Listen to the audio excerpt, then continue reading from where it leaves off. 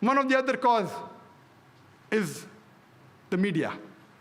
Mainly that media which is controlled by the politicians. We have to be careful of this.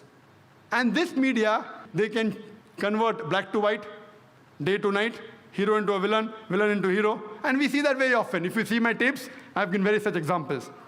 But in India, it's fortunate that the more popular media is not controlled by the politicians.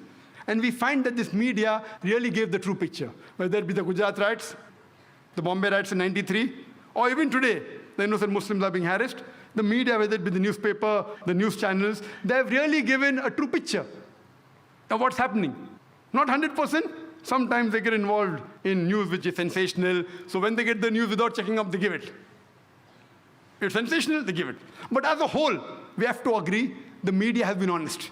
I'm talking about non-Muslim media. I'm not talking about the Muslim media. And here we find that they were honest and they projected the real picture. But what we have to be careful is of the media which is controlled by the politicians. And as far as the judiciary system is concerned in India, the innocent citizen of India, especially the Muslim victims, we have faith in the Indian judiciary system. Though some people say that some are corrupt, they are blaspheming the community, but as a whole, we know most of the judges, they're upright and they're honest. We only hope that these people are not influenced by the politicians. So far, I know most of the judges, they don't care much for the politicians.